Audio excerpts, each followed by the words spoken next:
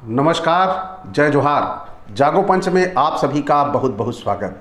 साथियों, जागो पंच अंधविश्वास और पाखंड को जड़ से मिटाने के लिए लगातार हमारे समाज में जो निहित पुस्तकें हैं उन्हीं पुस्तकों पर आपके सामने पोल खोल की ये सीरीज़ बनाता चला आ रहा है लगातार। तो साथियों, आज मैं आपके लिए बड़ी ही महत्वपूर्ण और बेहतरीन पुस्तक लेके आए हूँ। उस पुस्तक का नाम है श्री विष्णु पुराण। श्री विष्णु पुराण। इस पुस्तक से आप सभी देख रहे होंगे, उल्टा लिखा आपको दिखाई दे रहा होगा, लेकिन ये साफ साफ दिखाई दे रहा होगा कि इसमें आपके सामने विष्णु का चित्र दिखाया गया है, जो अनेकों हाथों और अवतारों सहित चित्रित किया गया। उसमें सभी देवताओं की तस्वीरें दिखाई गई हैं। तो साथियों, ये पुस्तक कैसे हमें अंधविश्वास और पाखंड में ले जाती है, आइए, जब तक हम इसका पठन पाठन नहीं करेंगे तब तक हमें समझ में नहीं आएगा कि वाकई ही हमारे समाज में अंधविश्वास और पाखंड आया कैसे। तो आज साथियों, हम इसकी चर्चा करेंगे श्री विष्णु पुराण के चतुर्थ अंश की, जो 284 पेज पे इसमें अंकित है। यह पुस्तक भी मैं बता दे रहा हूँ कि किसी की भावनाएं थोड़ा ना आहत हो जाएं, उन भावनाओं का अध्ययन करते हुए हम ले रहे हैं। श्री प्रमोद चंद्र जी इसके अनुवादक हैं, रूपेश चंद्र ठाकुर प्रकाशन से, और कचौड़ी गली वाराणसी की ये पुस्तक है। तो साथियों, चलते हैं उस मुद्दे पे ले चलने कि कहाँ पर अंधविश्वास हमें इसमें परोसा गया है और पाखंड हमें बताया गया है। देखिए, छठा अध्याय है इसका, चंद्रवंश का वर्णन। यानी चंद्रवंशी कैसे पैदा हुए, चंद्रमा कैसे पैदा हुआ, इसमें शायद यही बताने का काम करेंगे, लेकिन हम पढ़ते हैं तो शायद पता चलेगा। मैत्रेय जी कहने लगे, हे प्रभु, आपने तो समस्त सूर्यवंशीय राजाओं का वर्णन कर दिया। अब मुझे जिज्ञासा है कि आप मुझे संपूर्ण चंद्रवंशीय राजाओं का वर्णन सुनाएं, जिन स्थिर कीर्ति महाराजाओं की संतति कीर्ति का गान आज भी किया जाता है। हे ब्राह्मण, आप प्रसन्न मुख से उन्हीं चंद्रवंशीय राजाओं का वर्णन मुझसे कीजिए। श्री पराशर जी कहने लगे, हे मुनि शार्दूल, परम तेजस्वी चंद्रमा का वंश क्रमशः नहुष, ययाति, कीर्तवीर और अर्जुन आदि अनेकों महाबलशाली, पराक्रमशील, कांतिमान, क्रियावान और सद्गुण संपन्न राजाओं से सुशोभित हुआ है। मैं उसका वर्णन करता हूं। संपूर्ण जगत के निर्माता भगवान नारायण थे। नाभि कमल से उत्पन्न हुए भगवान ब्रह्मा जी के पुत्र अत्रि प्रजापति थे। अत्रि के पुत्र चंद्रमा हुए। अब इस बात को आप अपने दिमाग में बैठा के रखिएगा कि अत्रि के पुत्र चंद्रमा थे, यानी पोते थे, ब्रह्मा के पोते हुए। अब कमल योनि भगवान ब्रह्मा जी ने उन्हें संपूर्ण औषधीय, द्विजन और नक्षत्रगण के आधिपत्य पर अभिषिक्त कर दिया था। चंद्रमा ने राजसूय यज्ञ का अनुष्ठान किया। अपने प्रभाव और अति उत्कृष्ट आधिपत्य के अधिकारी होने से चंद्रमा पर राजमद सवार हुआ। तब मदोन्मत्त हो जाने के कारण उसने समस्त देवताओं के गुरु भगवान बृहस्पति की भार्या तारा का हरण कर लिया। यानी चंद्रमा कौन थे? चंद्रमा थे ब्रह्मा के पोते, और गाहे बगाहे यादव भी अपने आप को चंद्रवंशी कहते हैं। जब यादव चंद्रवंशी कहते हैं तो निश्चित तौर पर अगर वो चंद्रवंशी हुए तो निश्चित तौर पर वो ब्रह्मा की संतानों में आते हैं। आज मुझे लगता है कहीं ऐसा तो नहीं कि ब्राह्मणों को चिढ़ने का कारण कि ये ब्राह्मणों का ही परिवार था और आज इन्हें यादव बना रखा है, इसीलिए शायद चिढ़ते हों। इन सब चीज़ों को बड़ी गहराई से अध्ययन करना पड़ेगा, लेकिन हम उस विषय को न छेड़ते हुए यहाँ देखते हैं कि चंद्रमा ने किस प्रकार अपने जो देवताओं के गुरु थे या उनके भी गुरु थे, उनका तारा का अपहरण कर लिया। बृहस्पति जी की प्रेरणा से भगवान ब्रह्मा जी के बहुत कुछ कहने सुनने और देवर्षियों के मांगने पर भी उसको नहीं छोड़ा। सब मांग रहे हैं, लेकिन वो छोड़ने का नाम नहीं ले रहे हैं। बृहस्पति जी से द्वेष करने के कारण शुक्र जी भी चंद्रमा के सहायक हो गए और अंगिरा से विद्या लाभ करने के कारण भगवान रुद्र ने सहायता की, क्योंकि बृहस्पति जी अंगिरा के पुत्र हैं। तो जिस पक्ष में शुक्र जी थे, उस ओर से जंभ, कुंभ आदि समस्त दैत्य दानव आदि ने भी सहायता देने का काम किया, तथा सकल देव सेना के सहित इंद्र बृहस्पति के सहायक हुए। इंद्र माने ब्राह्मण, ब्राह्मण जो है वो बृहस्पति के सहायक हो गए। इस प्रकार तारा के लिए उनमें तारकामय नामक अत्यंत घोर युद्ध छिड़ गया। तारकामय नामक युद्ध छिड़ा, यह अन्य कहीं दिखाया नहीं जाता है, लेकिन यहाँ पर यह दिखाया गया है कि तारकामय युद्ध हुआ और बहुत भयंकर युद्ध हुआ। फिर क्या हुआ? तब रुद्र आदि देवगण दानवों के प्रति और दानवगण देवताओं के प्रति अनेकों प्रकार के शस्त्र छोड़ने लगे। इस प्रकार देवासुर संग्राम से क्षुब्ध चित्त हो संपूर्ण संसार ने ब्रह्मा की शरण ली।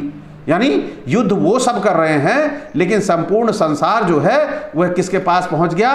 ब्रह्मा जी की शरण में पहुंच गया। तो ब्रह्मा जी यहां पर क्या करते हैं? तब भगवान कमल योनि ने भी शुक्र, रुद्र, दानव और देवता गण से युद्ध को समाप्त कराकर बृहस्पति को तारा दिलवा दी। उसे गर्भिणी देखकर बृहस्पति ने कहा, मेरे क्षेत्र में तुझको दूसरे का पुत्र धारण करना उचित नहीं है, इसे दूर कर, अधिक धृष्टता करना ठीक नहीं है। यही बहुत बड़ी बात थी कि कोई उनकी पत्नी भगा ले गया, और इन गुरु बृहस्पति की कितनी बड़ी उदारता, इतना बड़ा हृदय इनका कि वह दूसरे की अपनी पत्नी को, भगाई हुई पत्नी को, और वह गर्भवती भी थी, उसे लाने को तैयार हो गए। इनका हृदय बड़ा ही कोमल और बड़ा ही मतलब बोलेंगे इसे भावनात्मक हृदय था कि वह भगाई हुई पत्नी को भी, बच्चे सहित को भी वापस लेने को तैयार हो गए, बशर्ते वह अपना गर्भ त्याग दे, यानी अपने गर्भ का त्याग कर दे तो वह उसे ले जाएंगे। अब यहाँ पर उनकी बात को मानकर उनकी पत्नी क्या करती है? बृहस्पति के ऐसा कहने पर उस पतिव्रता ने, अब देखिए यहाँ पे बड़ी मजेदार बात ये लिखी है, बृहस्पति के ऐसा कहने पर उस पतिव्रता ने पति के वचनानुसार वह गर्भ सीक की झाड़ी में छोड़ दिया, यानी उसने अपना वह गर्भ त्याग कर दिया। इतनी पतिव्रता नारी थी। ऐसी पतिव्रता नारियां, मैं कहता हूं कि सभी ब्राह्मण, पूरे ब्राह्मणों को ऐसी पतिव्रता स्त्रियां मिलनी चाहिए जो तारा की तरह हों, जिससे समाज में एक बड़ा संदेश जाए कि ब्राह्मण बड़ा त्यागी और बड़ा कल्याणकारी पुरुष होता है। अब देखिए, उस छोड़े हुए गर्भ ने अपने तेज से समस्त देवताओं के तेज को समाप्त कर दिया। जितने के देवता थे उनके तेज उसके आगे बेकार हो गए।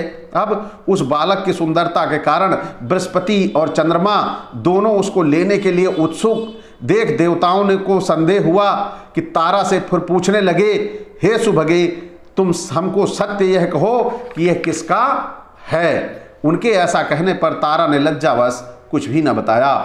अब वो कैसे बताती, क्योंकि अपने पति को उन्हें पतिव्रता भी साबित करना था और उसे त्याग चुकी थी। लेकिन जब त्यागा था तो सबको पता ही था कि वह त्यागा है। गुरु बृहस्पति के कहने पर तो निश्चित तौर पर वह चंद्रमा का बच्चा था, ये सबको पता था, लेकिन वह उसके मुंह से सुनना चाहते थे।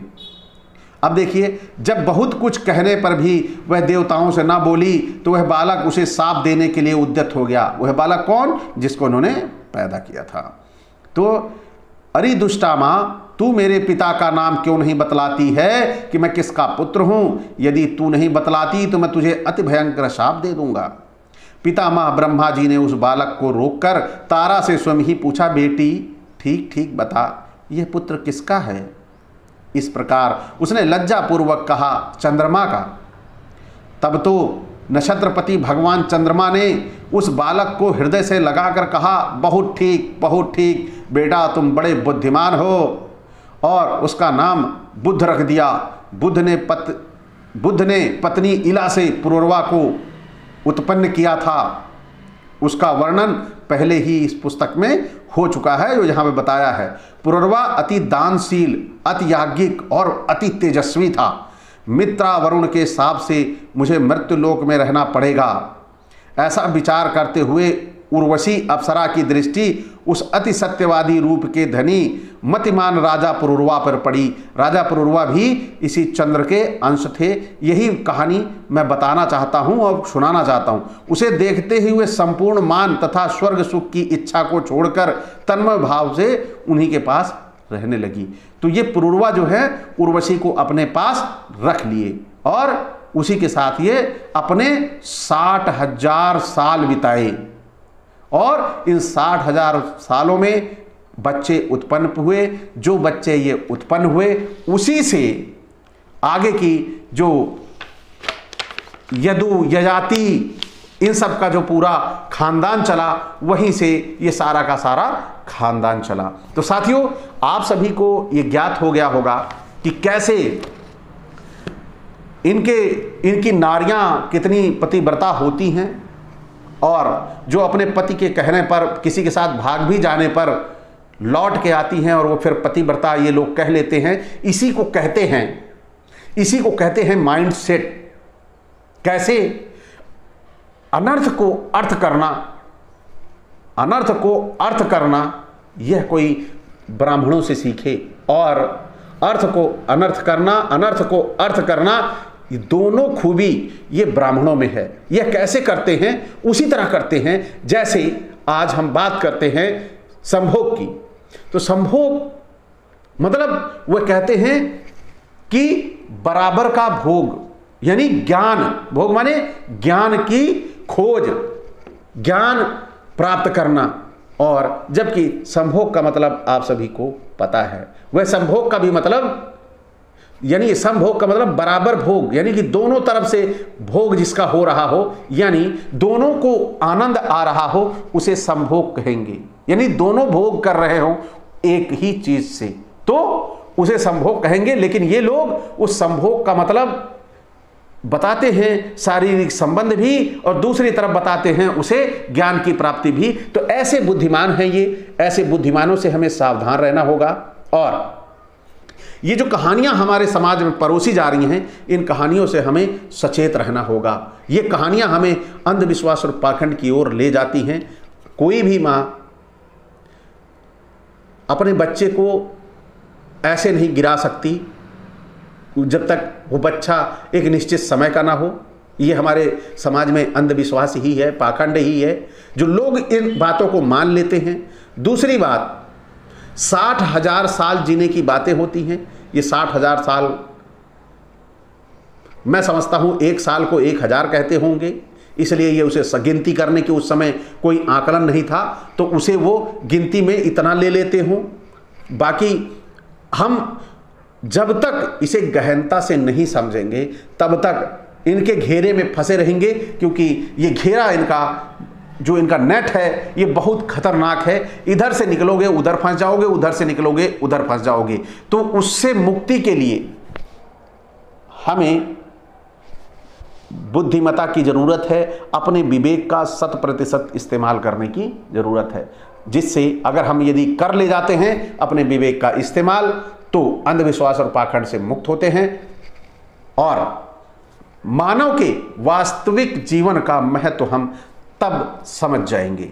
इसी के साथ आपसे मैं विदा चाहूंगा। अगर आपको मेरा ये वीडियो अच्छा लगा हो तो लाइक करें और सब्सक्राइब जरूर कर लें, जो हमारे नए साथी देख रहे हैं, और साथ में बेल आइकन की घंटी भी दबा लें, जिससे हमारे वीडियो का नोटिफिकेशन आप तक त्वरित गति से पहुंच जाए। लेकिन एक बात फिर मैं आखिरी में कहूंगा कि कृपया आप सभी इस चंद्रमा को मत समझ लेना कि यह चंद्रमा था जो मैंने कहा, क्योंकि इस चंद्रमा पे आज लोग घूमने हमारे उपग्रह चले जा रहे हैं और विश्व के अन्य देश भी अपना उपग्रह वहां पे भेज रहे हैं, तो यान भेज रहे हैं। तो इस चंद्रमा को मत समझना। ये सारे के सारे चंद्रमा हमारे धरती पे पैदा हुए थे, जो इन पुस्तकों में दर्ज हैं, और इनका वास्तविकता से कोई लेना देना नहीं है। इसलिए आप अंधविश्वास और पाखंड से उबरिए। मेरा कहानी बताने का, सुनाने का मकसद है कि आप इसका आनंद लें और अंधविश्वास और पाखंड की गहराई को समझने का प्रयास करें। इसी के साथ विदा। नमस्कार, जय जोहार।